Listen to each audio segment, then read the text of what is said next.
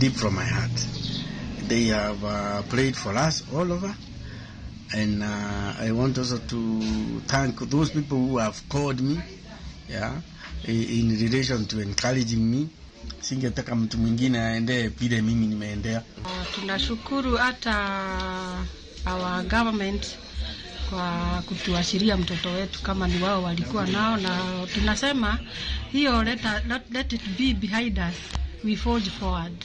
Kibet bol mabende ne ondhi kendo nowe thuolo gwenge ma Luanda oyango ni onge kod hinyruok mora kendo lero ni owad Giruni Kibet bende no osewe thuolo kendo ni pacho oseo piny owacho kuom tiyo gi ndicho kuom rawere to kar mano winjo chwal gi doho kendo omakne gi bura kaluwore gi chike ma pacho ka. Bernard Kavuli mabende ne owe thuolo chano twak kodwa tich adek e kinde mabende oyango ni obiro dhi ndiko dhoge ka obila kotenre gi ndicho mare. Anyuola rawera mabende ne owe thuolo Peter Muteti onyiso jofwambo ni pod ok ginyal goyo mbaka e wach makamano.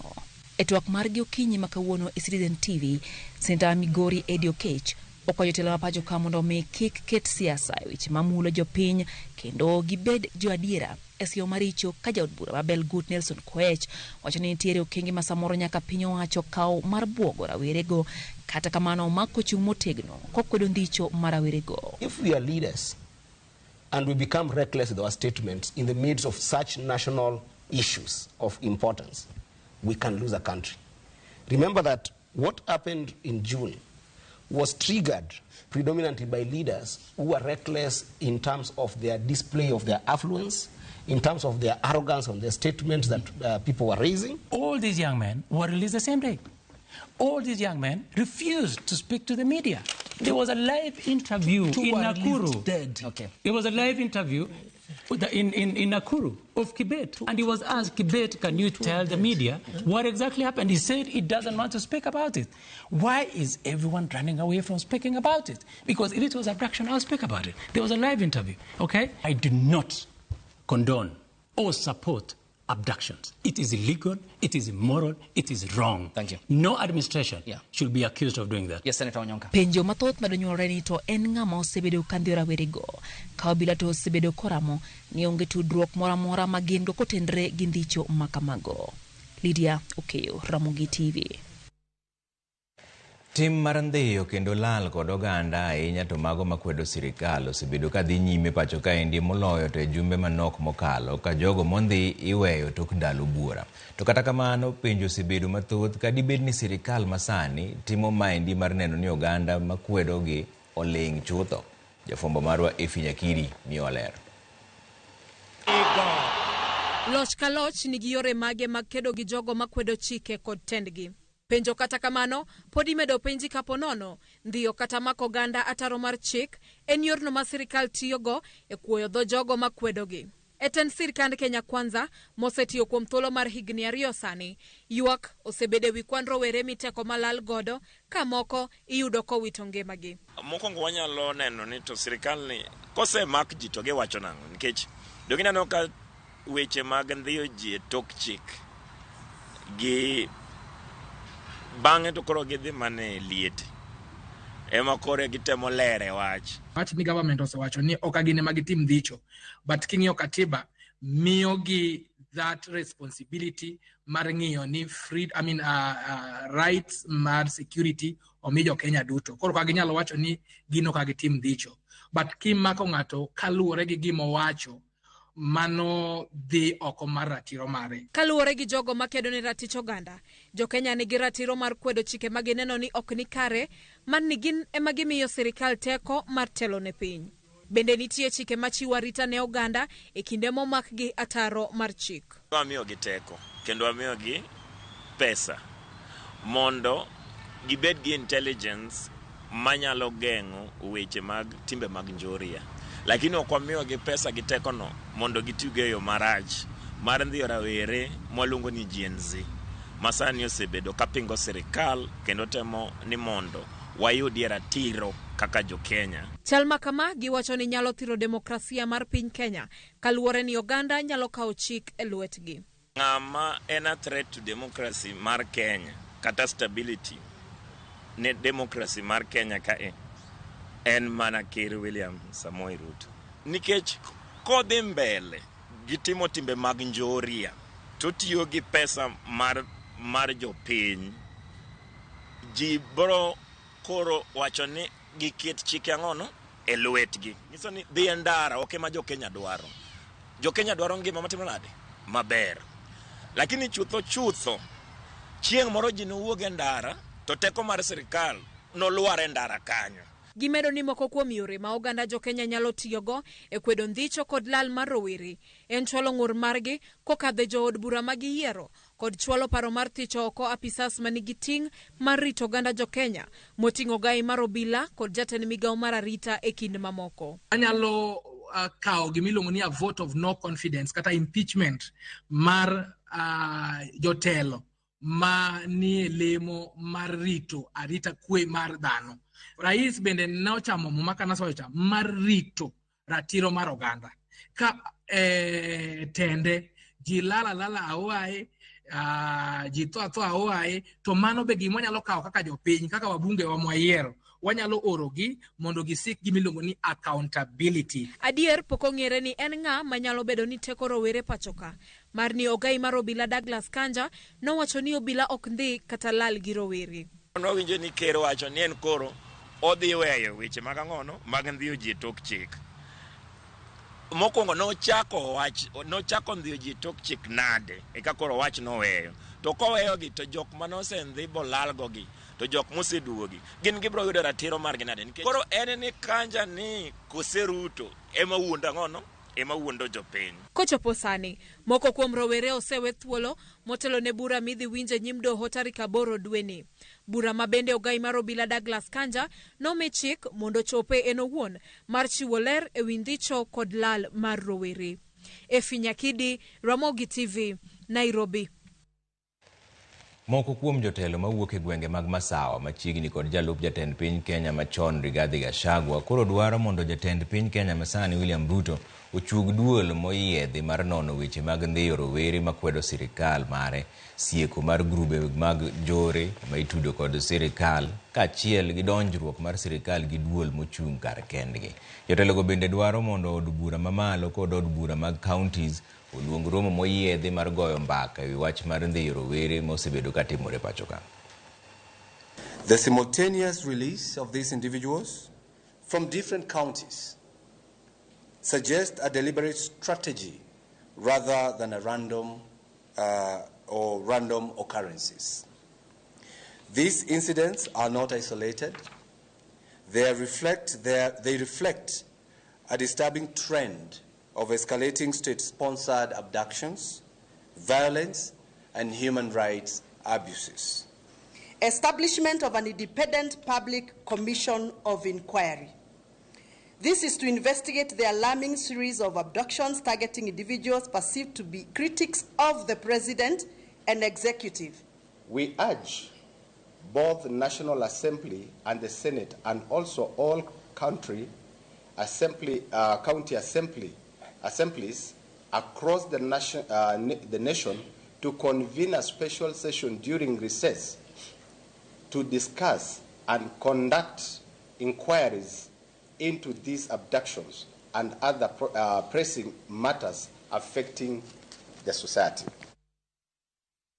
Wane weche mag dhicho wadonja ni weche mag thieth kaendi ni migawo mar thieth oketo wang'e akicha ne lipot mar muoch mar tuo moro mar athung'a mager mong'ere kaka HMPV masani yango ni ogore e piny mar China kendo ni kod ranyisi machalo mar corona. Report mano chiw gi migawo no yangore ni jo Kenya kaendi to pok obedo gi report mar ng'ata ng'ata mogamo athung'a no, mana kaka Cynthia Onyango miyo ler.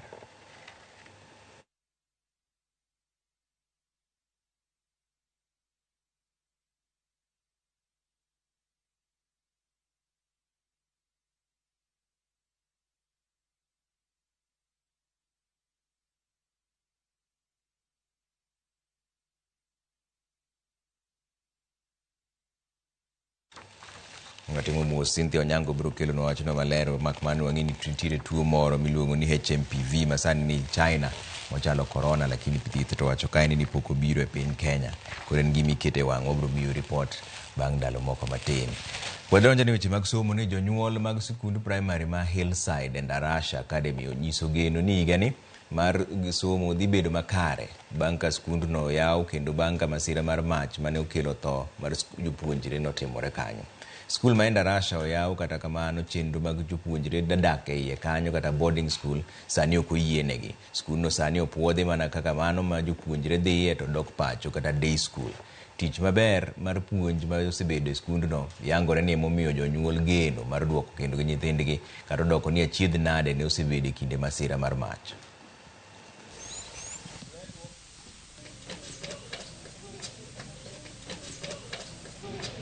Tunatarajia performance nzuri, najua watoto tumewaongelesha na wamekubali matokeo, na sisi tunaona ni kitu tu ili happen na huwa ina happen shule zingine. Mwenye shule ile mikakati aliambiwa na serikali yaweke, ameweza kuweka. Shule tunaona imebadilika, wamepaka mpaka rangi mpya, iko na uso mpya. Shule tunaona sasa itaendelea vizuri. Tumerejesha watoto huku kwa sababu ya performance, and tuko na we have hope na hii shule sababu imefanya na tunajua itaendelea kufanya vyema katika masomo, hata vitu hizi zingine kama music, dancing. Wego ohala ma uso uniform, sanduge mag kano lewni, ndope mag pi kod mwandu mamoko mag sikul ywago lal maduong' kaluwore ni higa ni onge jo klas 9 kata form 1 machako sikul kaka osebedo katimore. Maendi biro kaluwore kod lokruok e chenro mar somo makoro rucho oko klas mar 9 mong'ere kaka form 1.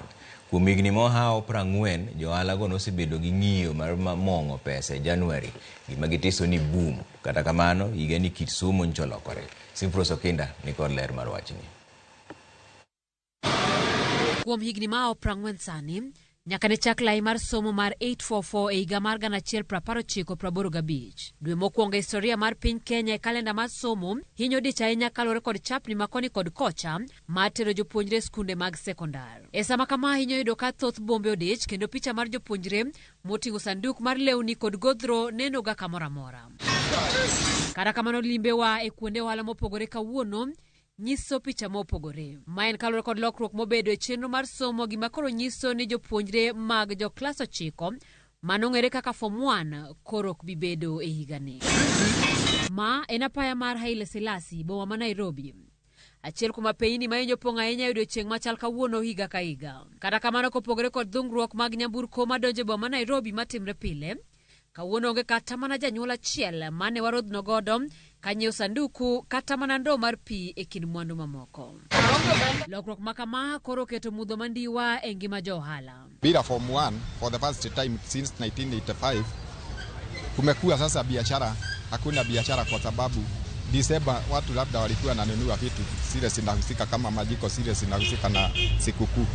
Sasa hii Januari tumekaa tu hivi na watu wengi wanategemea hata kulipa school fees na hii biashara.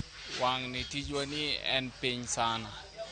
Makata wan wawegi wapenjre to wadwa tero nyithindo e skul nade. Nikeche sama wabe diere ma porogebe e kaka wabe wanwang'o ka nyithindo nyalo chiemo, e kaka wanwang'o ka nyithindo nyalo wanwang'o nyaka school fees.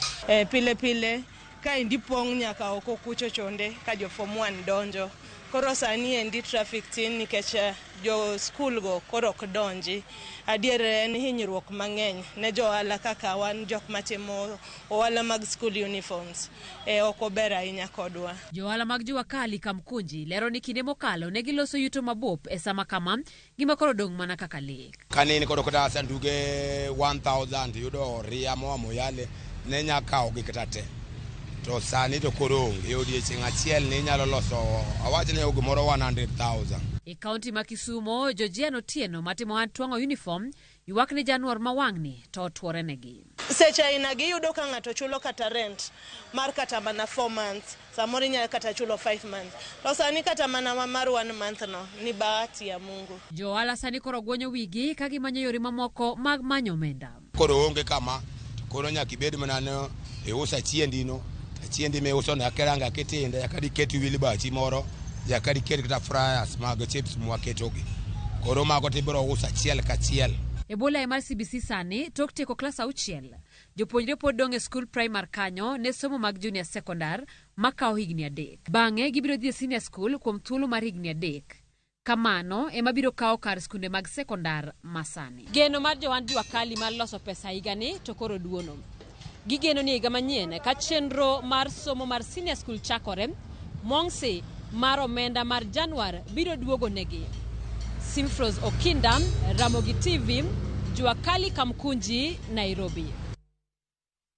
Ywaruok mar laro kiewo omuoch e kind skund primary ma Highway Kisumo kod chirni moluoro skundno. Wach mochuno mondo riwruok mar Community Initiative Action Group Kenya okaw okang' mar sundo sirikal mamalo kod mar kaunti ma Kisumo mondo los wachno e thuolo mar ndalo 14 ma ka ok kamano gibiro chwalo ng'ur e doho. Millicent Adhiambo miwa ler mar wachno. Ma biro bang' riwruok mar piny owacho makedo ratiro mar somo kod ngima oganda.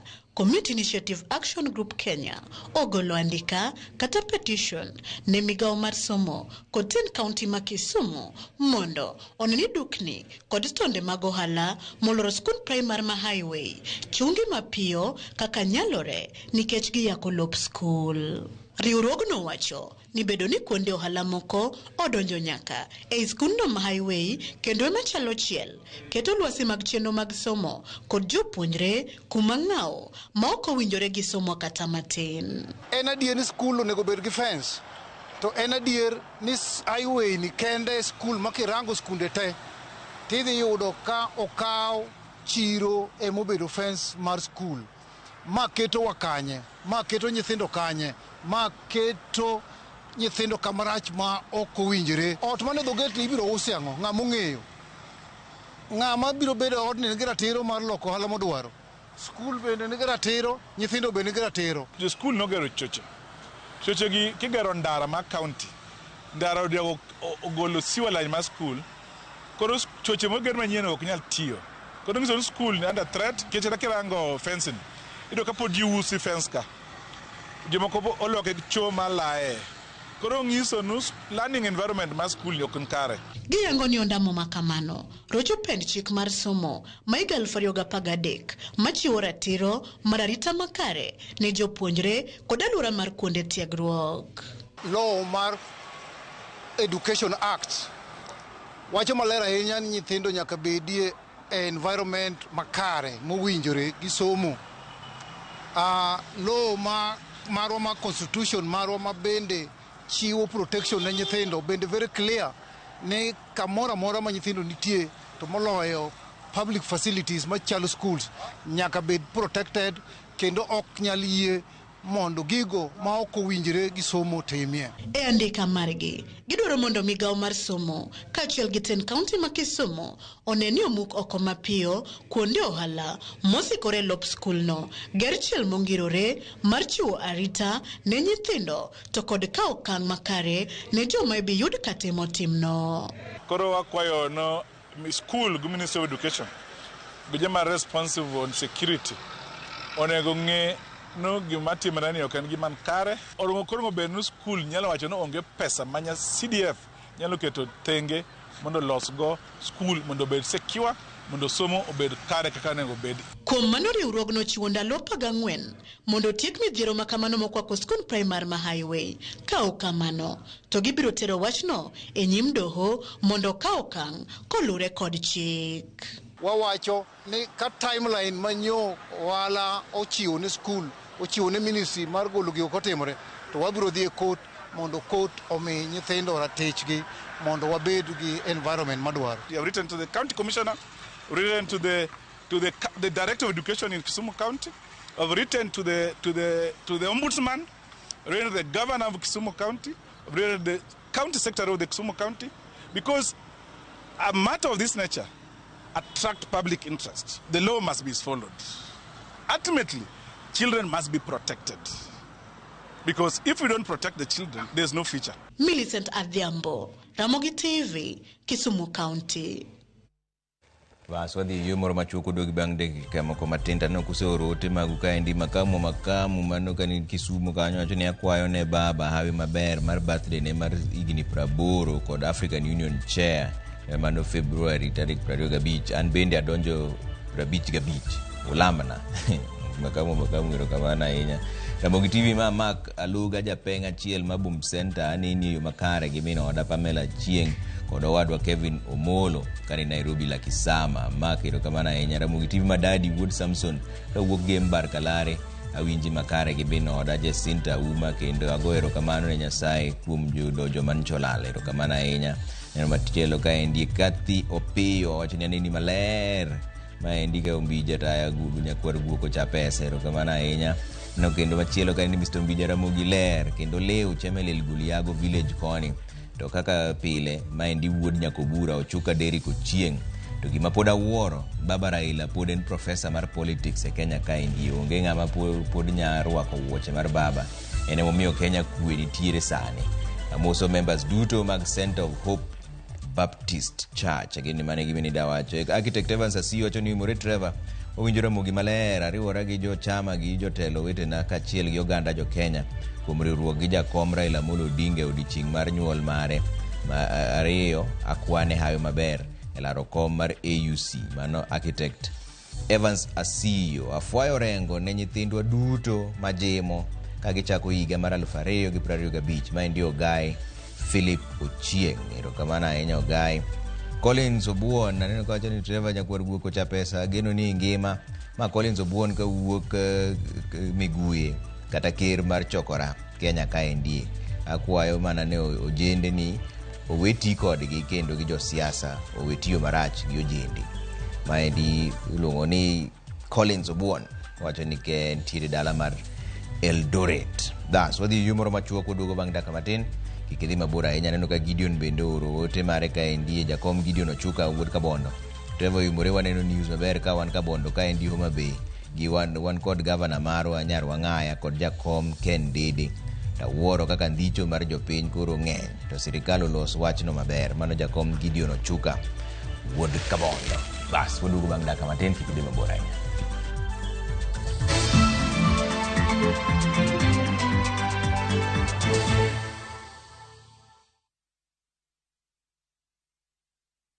Looking for thrills? Experience the excitement of gaming with Pata Pata. Play, win, repeat. Cheza games kali kama Vieta, Linko na Mines kwa platform yetu. Sign up now and get up to 200% Karibu bonus on your first deposit to kickstart your winning streak. Feel the adrenaline as you play and win on Kenya's most exciting platform. Ni rahisi. Register, play, and experience the thrill of every win. Visit patapata.com now and play, win, repeat. Not for persons under the age of 18. Authorized and regulated by BCLB 447.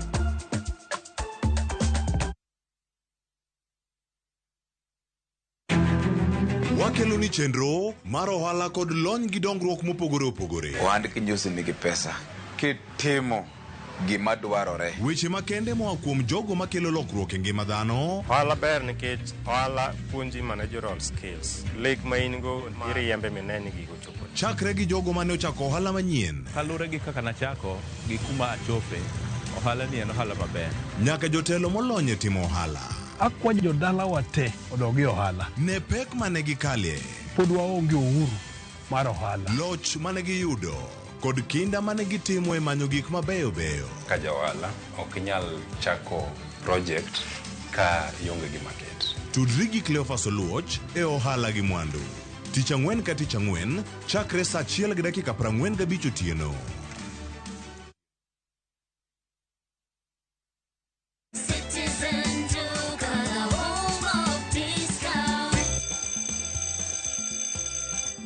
School just got better with Citizen Duka and Quickmart. Get 2 kg sugar for just 279 shillings, 500-gram Blue Band at only 180 shillings. Grab Always sanitary pads for just 75 shillings, 10-pack tissue for only 399 shillings, 400 ml body lotion at 220 shillings, and keep your laundry fresh with 1 kg laundry detergent at just 280 shillings. Now here's the best part. Create your own back-to-school hamper. Dial star 487 star 5 hash, choose your items, pay and pick up at your nearest Quickmart. Citizen Duka, your home of discounts this back-to-school season. Citizen Duka, home of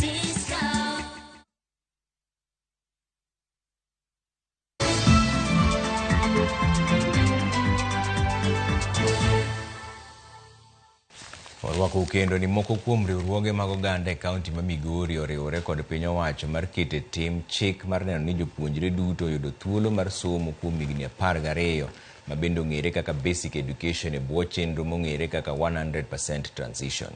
Giluwo ni gidhi medo siro kenge mar thiro nyange mag nyiri e kaunti ma Migori mosebedo ka thiro somb nyithindo ma nyiri. George Juma miwa ler mar wachni. Higa mar 2018 piny owacho ne obiro kod chik mane jopuonjre yudo somo kuom higni 12 ma oting'o somo mar higni 8 e skundego mag primar kaachiel kod higni 4 e skundego mag sekondar ma dho ngere dendo ni basic education e bwo chenrono ma otisi kaka 100% transition. Kata bed ni piny owacho kawo kalo kuom migawo mar somo osebedo ka kete tim chikni riwruogo mag oganda e kaunti ma Migori wacho ni moko kuom jopuonjre osebedo ka we skul gi e kore. Thothgi luoro ma wan go ni ok bi dhi skul kendo mondo dhi mbele gi sombgi nikech tok kosetergi nyangu to paro ma jodongo nyisogi kaachiel gi de ni koro gin mine gin mon ma koro nego kendi. Maya simo kuom riwruogo mag oganda wuok oko mar konyo piny owacho e neno ni jopuonjre duto osomo ma otieko. Haya ni mambo ambayo yamepitwa na wakati kwa siku nyingi kwa watoto wetu wa siku hizi ambayo yana faida kwao, kwa sababu yanakatisha maisha yao kwa mambo ya kiafya na mambo ya kimaendeleo ya shule. Samongadi gino to school bende onge. Giwuok school koro school ok dhi. Big nyuol be gibiro nyuolore. Wanajiona wao wamekuwa wanawake, wanaacha hiyo shule, wanaona wamekuwa wakubwa, wanaolewa. Jokanyo mar riwruogo mag oganda ma Micontrap Kenya dhi nyime kod wuoyo kod jonyuol e gwego ma Kuria mar jiwo mondo koro gine ni onge nyathi moro amora moyo sikul gi e kore. Koro wakng'ien to koro ere kaka wabiro koro konyo motere gi ma koro osebedo ni koro gin mon nikech sheria mag anyuola gi to neno ni koseng'adi kama to gin mon kata gi nyithindo. Mae bire kindeno maluro nitiere ni jopuonje mathoth manyiri mane otimnegi nyange e higa mokalo gwego ma Kuria koro deko e sikul kendo dhi katedo. Lipot yango ni malo nyiri 200 ne otimnegi nyange e dwe mar 12 mar higa mokalo e gwego ma Kuria. After FGM, so many girls drop out of school. We have early pregnancies, we have early marriages, and because of that the transition is not 100%. Jana tulikuwa na mkutano yenye chifu alikuwa na complain kwamba kuna mtoto msichana tayari pili wametoka chandoni wameanza kuolewa wakienda. Kwa hivyo hao ni tayari kwamba wametoka shule, hawataendelea na shule, wamekuwa wamama kabla miaka yao. Benta dhia mategurogno ma Micontrap Kenya wane lipot margi nyiso ni nyiri mathoth osebiro ka koro weyo sikul ka dhi katedo momondo e gwego ma Kuria bang' ka otimnegi nyange. Sheria mar piny to koni pod nyalo somo kata nyathi monyuol bende somo ka nitie kaka nyalo somo. Jokanyo mar riwruogo mag oganda ojiwo piny owacho mondo koro kony e tieko midhieche ma oting'o nyange mag nyiri, ndiko nyithinde tije ma ong'ere kaka child labor kod kata chan mosimo jopuonje mathoth we sikul gi e kore. Osebedo ka higni mokalo 10 gimoro to nwaparo ni gini nyangu dhi chien maber mana mor wang'ni ka duogo omako dhoga kaka tim koro kaka dhi duoko ne joka mosebedo ka konyo joge mane mor ni gini dhi piny. George Juma, Ramogi TV, Migori. Tend kanisa mar Mowar Israel Church ochako chenro mabiro siro somb jopuonjre ma yae familia ma yuto gi ni piny e kaunti ma Siaya. Mano yangi gi Archbishop mar kanisa no mabade ma New Siaya Assembly, Reverend Enoch Otieno, mowacho ni dhier oseduoko piny chenro mag somo e gwengego. Okwayo jotelo ma pacho ka endi mondo riw lwedo konyo jopuonjre ma ochano mar neno ni jopuonjre mochando mar neno ni giyudo somo mana kaka nyithindo mamoko bende. Nowuoye nyasi mar choko omenda mar siro somb nyithindo makiye. Jonyuol maonge nyalo onyiso mor margi kaluwore gi sir makamano mabiro neno ni nyithindo go yudo somo makare.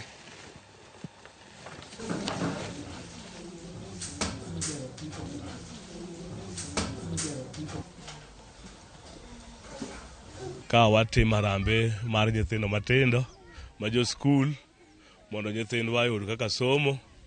Koro wasechiwo kwayo makende ni jotendwa kaka gavana marwa, wabunge magwa, MCS magwa, wakwayo ni gima wachako mar somb nyithindwa gibende mondo gidonjie. Ne wachako gi mond liete manitie mond liete moko mwasegedo ni kata kamano kawuono awane gine program mar ariyo mag nyithindo ma wasetimo kod sani kendo awa miyogi ng'ato ka ng'ato siling'5,000. Anta ajiwo mana kanisni wa mamoko bende ni mi mondo gikony kendo gichak chenro ni obed gima nyalo konyo nyathi ka nyathi masomo e bwowa kaka joroho. Pok aneno nyaka nachak leme kanisni, pok aneno gimotimore na odiochieng' ma kawuono, omiyo pod amedo gone Nyasaye erokamano ni gimotimo na odiochieng' ma kawuono ni ang'eyo ni en gima pod biro dhi mbele. Duond bura mar ODM medo yudore kama deny kendo achiedh nade okwake ewi kaka duond bura no nyalo dhi nyime kod keto sirikal tesre kako machielo jokanyo to yalo injili mar siro sirikal. Penjo maduong' mokwako jokanyo en ni to ODM en ochung' akara koso. Walter Nyambaga miwamba kana. And it is very embarrassing for me as the SG of ODM to see members of ODM becoming bigger sycophants than some people in Kenya Kwanza. Dibedni ODM en nyamakara kose piny bago jokanyo. Hakuna kitu ya kupinga. Sasa tunangoja kitu ya kupinga. Samatini winjo ni koro wago serikal. Samatin koro wantie serikal. Nyochi neno ka Professor Nyong'o Governor Nyong'o ka ogolo kendo barua kawacho ni ODM tie opposition. To king'iyo wabunge wa mantiere iye ka nitie moko mawacho ni ODM tiere serikal. Koro wakia ni ODM nitie serikal kose ODM nitie opposition. Kalore kod weche mawuok e dho jotelo kod jokanyo mag duond bura mar ODM wisiro sirikal kod keto sirikal achielo nogo notesre. Jokanyo chal ka gima odong' gi mudho mandiwa mane omuonya taro kendo kia kama gichung'e. Hatutoki mahali tumetoka, si ndio mbali? Rais hatutoki. Chama ne okodhi e sirikal. Chama mondo mi odhi e sirikal mora mora nyaka bed gi agreement mag ndiko kind sirikal no endo gi chama en owuon. Nitiere achiel kata ariyo kata adek kuomwa ma wajumbe manyalo siro gigo eko ma sirikal timo manyalo miyo dongruok bine dhoudi mopogore opogore. An ing'e ni ahero msimamo, ahero chung' maratiro kumoro achiel.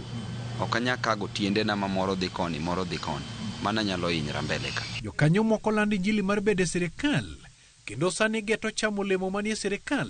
Kata kamano jagoro mar ODM Edwin Sifuna to wacho ni mano en ataro mar katiba mar ODM. Jana nimeongea hapa Taita Taveta, naona wengine wanatukia Junet Kone bana, mdomo ni yangu. Even Sifuna cannot speak on behalf of the party unless the organs of the party have ratified a decision by the party leadership. You understand? Ti wajumbe magin giwacho ni gin gisedhi. Gin tie serikal kendo gidhi support Ruto. To nitie wajumbe mawacho ni gin tiere opposition.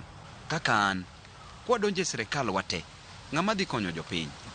Kapo ni serikal ni nowacho ni tim achiel ariyo adek gimiyo ji tich, pok gimiyo ji tich. To ahero baba gi chunya te. To e ODM waka be onge ng'ama osemak mang'eny mosesandre mang'eny moingo an. Kendo sechego ipenjo ni to ng'ane ni kanye mok inyal leo kata gi dakika achiel.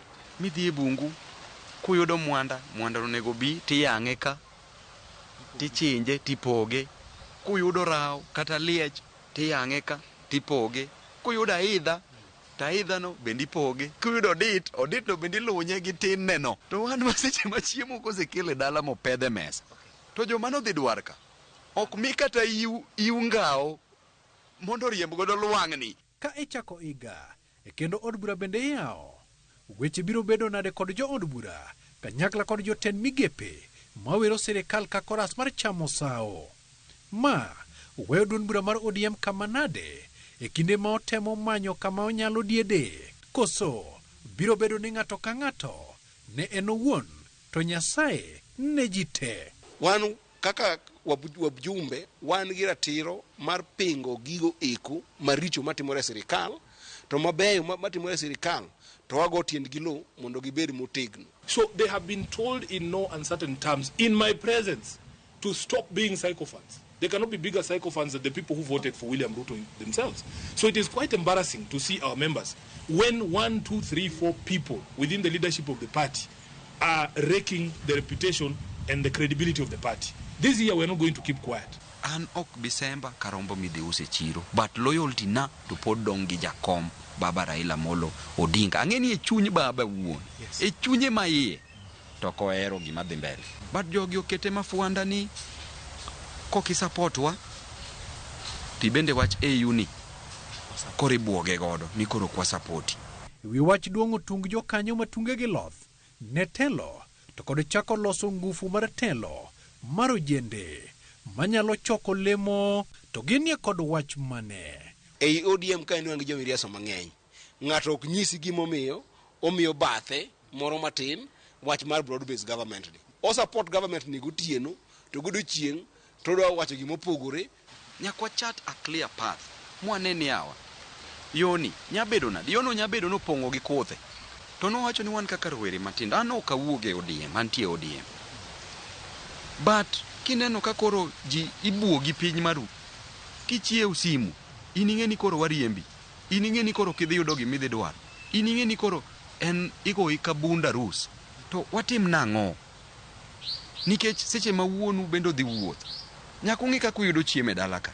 Wuonwa koro sani dhi wuoth. To walemo ne wuonwa mondo oyud gini. AU chairperson. Seche modhi wuothno dala kae pod warit ni wuonwa ema dwa kelonwa chiemo. Kose wawuog mondo wadhi dwar. Walter Nyambaga, Ramogi TV. Mano thuon siasa. Koro moko kuom jokanyo mag duond bura mar ODM e kaunti ma Siaya obago nyasi maringo higni 80 mar jalar kom riwruog pinje mag Afrika Raila Amolo Odinga ka achiel gi kwayo ne hawi maber e ng'wech mare mar bedo jakom manyien mar AUC. Kotelnigi kod jakom mar ODM e kaunti ma Siaya George Olo, jokanyo go ochokore kar romo mar gavana e nyasi mar dhialo hik nyuol mar Raila Amolo Odinga. Negi kwayo ne Raila hawi maber e yiero ma tarik 25 dwe mar 2 higa montiere ni. Wach mano osir lwedo kod jakom ODM e gwenge mag Alego Usonga Thomas Orondo, jatend rowere Samuel Owino kod Sheila Oluanda.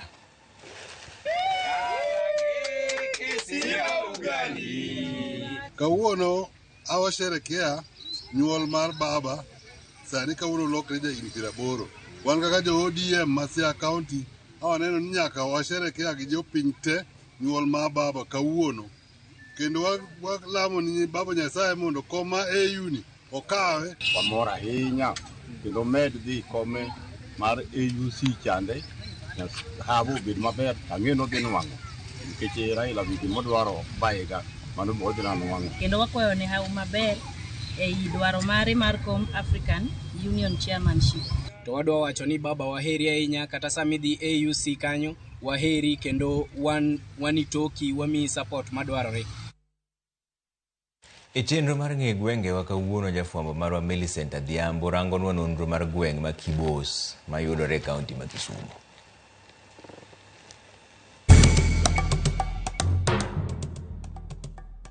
Nyakwara Mogi, ageno ni yaw higa maber machiegni kendo e tielo machielo e chenro mar ng'e gwenge wa. Jumani kalapapra mar ng'e gwenge oyaw higa e kaunti ma Kisumu kod gweng' chiro kata center mong'ere ni Kibos mayudore e sub county ma Kisumu East. Ka isekalo kata isewinjo nying kama iluongo ni Kibos, ang'o mabiro e pachi? Mana kaka pile, wacho kod paro mopogore mag jogweng' e wi gino magilieko kotenore kod nonro mar nying gweng' kata chiro kata center ma Kibos. Nochake ni Kibos nikech Nubians moko nodaga ka, koro ka ina chalo kaka center e gimomiyo no ochak luonge ni Kibos. Koro gi pacha tanyalo paro ni samoro neno mana nying moro manobiro gi jodongo moko machon. Koni gipani mondo giluong ka ni Kibos. Kan ne ji ochako kato ne chiro moro ne nitie ng'wano. Koro ng'wano ni ema ne ji dhi e chiro be mano ger nyaka masinde gimoro amora.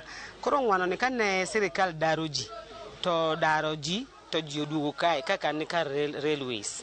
Koro ji oduogo ka, koro kaeri ochake ni Kibos. Koro gima nomiyo ochake ni Kibos, tana yudo ka Kibos dhi mbele. Kan watindo wayudo kan iluonge ni Kibos. Koro kana penjo ng'ato ni to ang'o miyo ka iluongo ni Kibos. Do nyisa ni nitie wainde moko kae mano chako kae chon. E dukni moko king'iyo chien kocha nitie dukni moko kanyo madongo dongo. Koro made wainde go nitie kanyo. Koro nitie muhindi moro ne usoga mo. Mono niluonga ni Kimbo. Koro ne awinjo nopime bei moro mayot ahinya.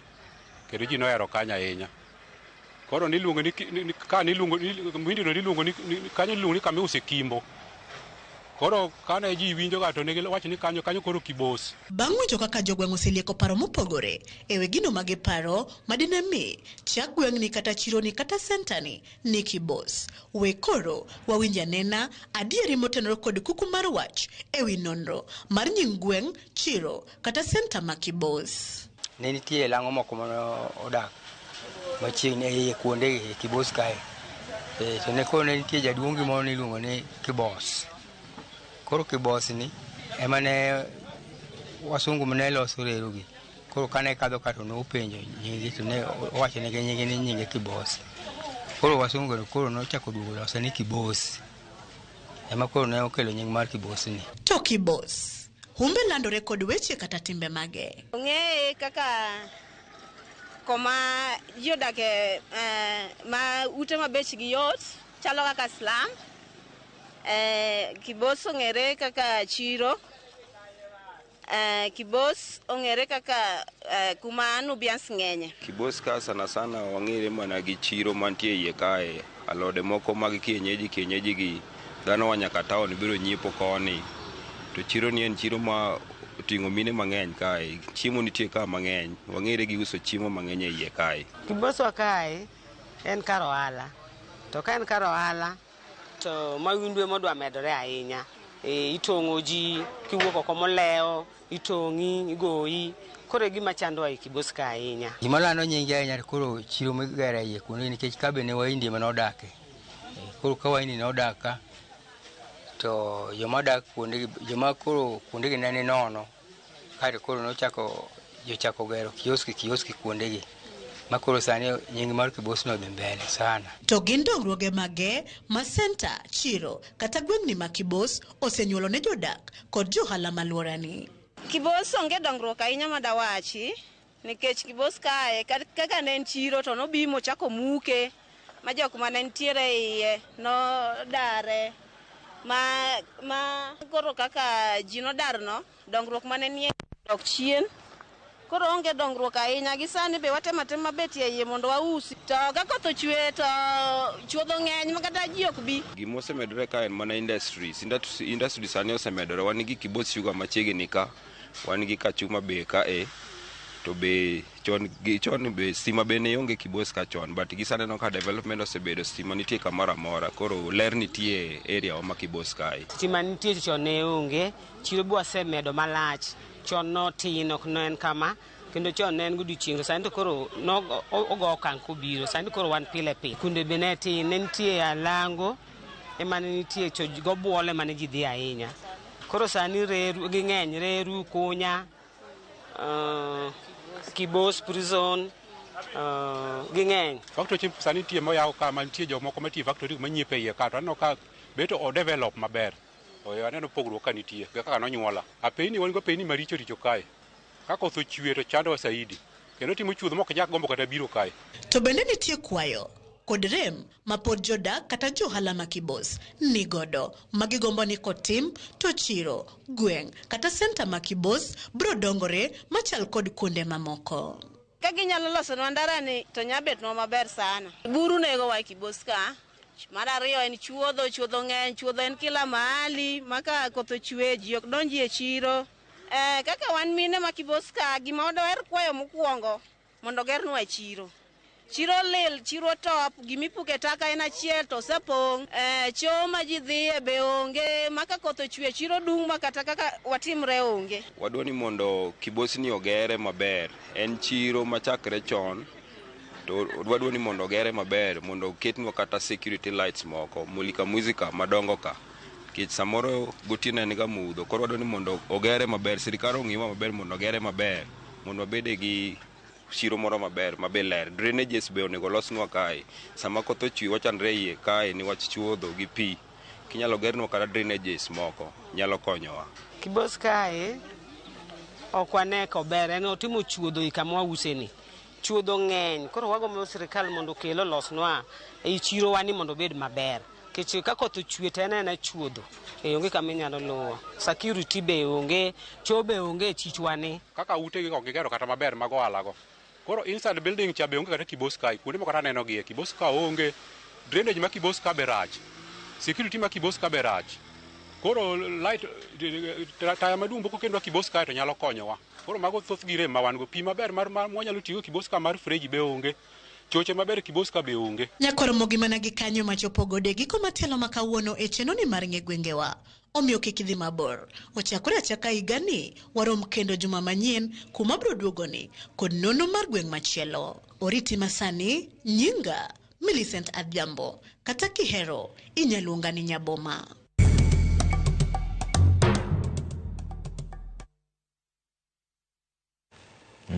Erokamano Nyaboma, aneno ka endi ntiere ote maru kapok wadhi e yueyo mondo waduog wadonje weche mag tuke ni. Ma Okoth wuod Nyang'iya kan Siaya. Koro ber ang'eyo mbaka mar Kibos. Abiro tere koro siepa ka onge gi luoro moro amora. Erokamano Okoth. Trevor ma endi Makosore Frederick Ouma kata Gabo wuod Minadundo kani Nyakune God Homa Bay. Waneni maler musna minwa Pamela ka wan kode kae jaoda Cecilia kaachiel gi jo Homa Bay West Ward te. Hayo maber ne Jakom. Erokamano ahinya. Masamrat wuod Asembo waneni maber akwayo ne baba hayo maber gi higani mar 80 manie yo. Erokamano. Medusa Fred Akelo nyakwar Nyapi wuod Kabondo.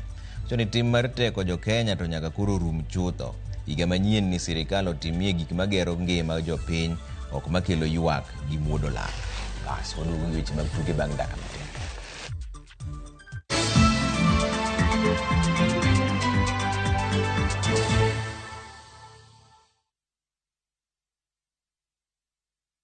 Explore the Holy Land this Easter. Now View Travel. Embark on a 6-day Jordan adventure. Celebrate Easter Sunday Mass at Jesus Baptism Site, Mount Nebo, where Moses saw the Promised Land. Explore ancient Petra, tour Amman City and the City of Mosaics, and stargaze in Wadi Ram's enchanting night sky. All these and more starting from $1,490 per person sharing. Book now and lipa pole pole. Visit viewtravel.com or call and WhatsApp 0703 254 254. View Travel. Dream, explore, discover.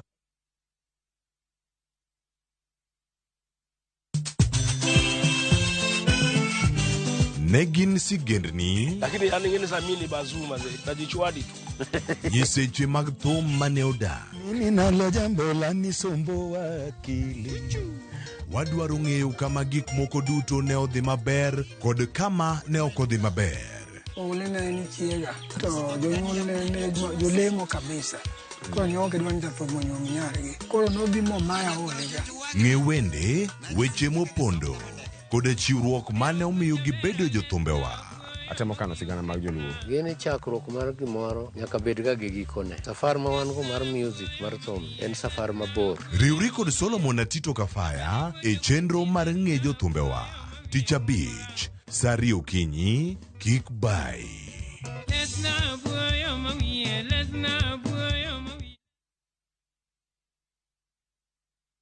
Let the day perish wherein I was born. Every story is different. Some stories you find in the headlines, some come from the heart, but every story is worth hearing. Viusasa brings you Murder at Got Alila. We unwrap the mystery behind Robert Ouko's death. In Jane and Solomon, the self-confessed witness gives his account of the story. My husband was not murdered on that sick. And in Njere Nishetu, Jela ni kama kaburi, haichagui mtoto ama mtu mzima. From the truth-seeking investigative stories to the raw human stories that often go unheard, Viusasa is your home for documentaries.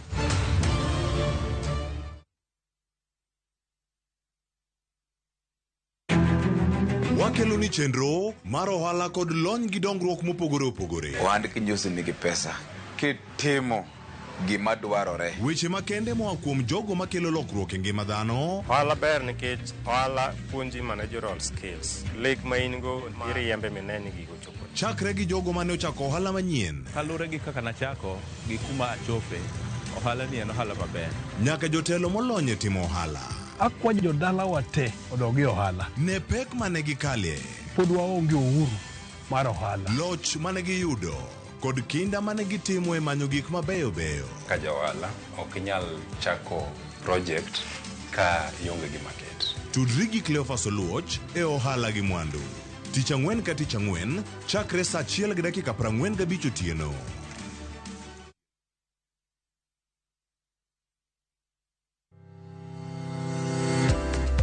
Milome, Royal Credit Limited, magin jogo man gi kanyo maduong' e Direct Line, lero ne jomoko man gi kanyo e Direct Line kod jogo madigomb nyiewo insurance policies mag geche gi ni okumba moramora ma ochiw gi kambi mar Direct Line Assurance ok ti. Ma en kaluwore kod dhi ataro chike moketi mag kambi mar Direct Line mano CR12 ma bende sani koro miyo jogo man gi kanyo kod directors ma ok opuodhi tayo tije e kambino. Royal Credit Limited yango ni ok gibi timo chudo moramora mar claim mochiw kod Direct Line kaka section 23, 71 kod 166 mar Insurance Act tiyo. Kuom mano, Royal Credit Limited golo siem ne ng'ata ng'ata madinyiew insurance policy kowuok kuom Direct Line.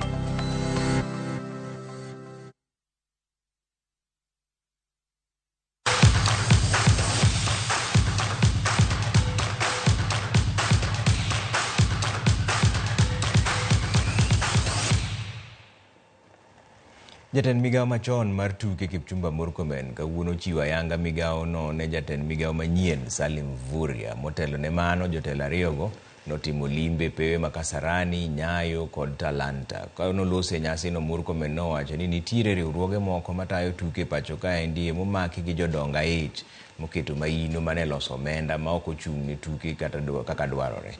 Vuria korka kore to nosingo mar tiyo kanyakla gi riwruoge matayo tuke madongo sekta no.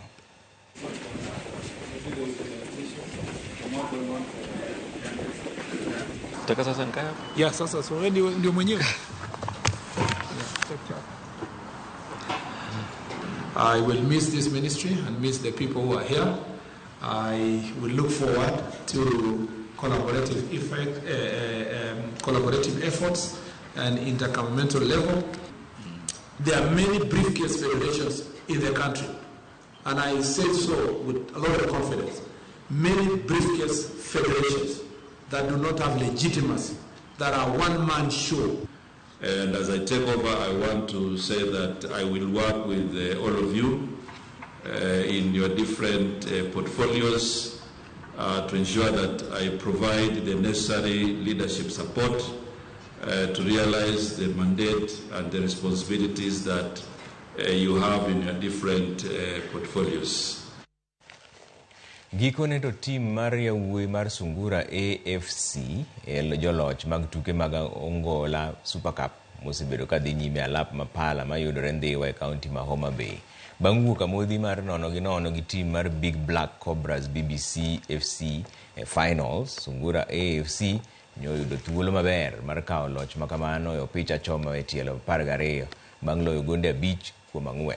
E seche gogo tim mar nyidendi mar Unga FC bende noyudo loch e opich achoma e tielo 12 bang' goyo nyidendi mag Lions FC gonde 4-2 e finals mag nyidendi. Kane olose sacha nyasi mar chiwo mich mopogore ne joloch mar tugogo, jasir tugono Victor Ongola nojiwo jotelo kod josir lwedo mamoko mar keto maino margi e fwenyo kendo bero talanta mar tugo e kind rowere kendo miyo gi sir moromo.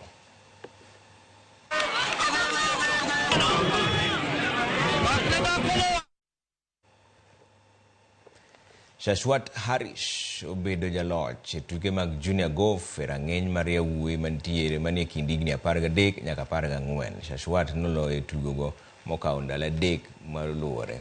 Aidan Gashora ema notieko e thuolo mar ariyo. Joloch mag tukego nomi mich mopogore opogore ka koro gichomo rang'iny machielo madhi timore kor higani endi. Regina Gashora ma en jata tije mag Junior Golf owacho ni rang'iny mar tugo ma higani nobedo mamalo mokalo.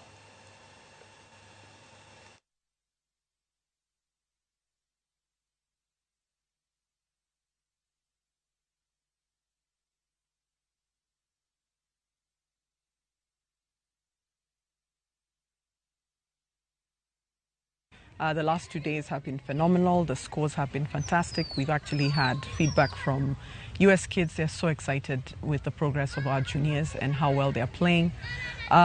Today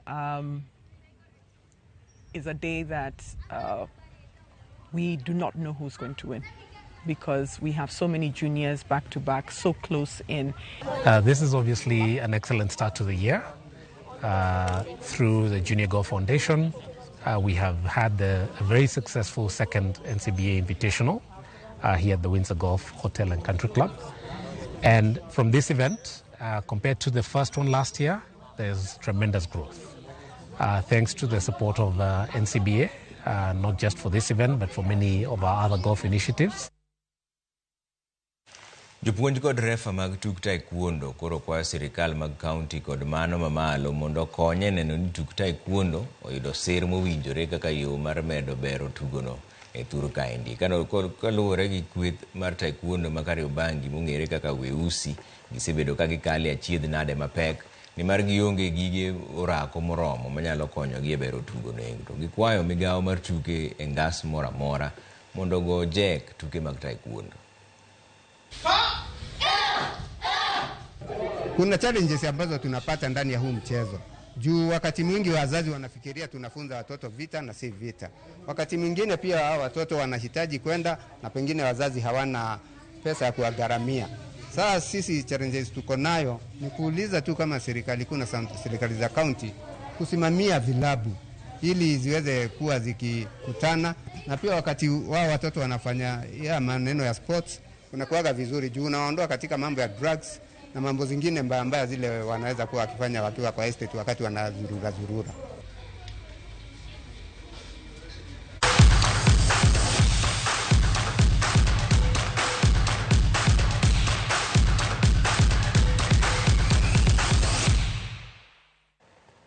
Nasiro kamane nyako kete chenro maro imore kamane kamwawe kaunti ka Belinda Dhiambo Nyargema Kala kaka jaloko marwan kaka pile nyinga Trevor Ombija jandingo panga janyakach deno Ombija taya nyakwar guok ocha pesa uninde maber jakama.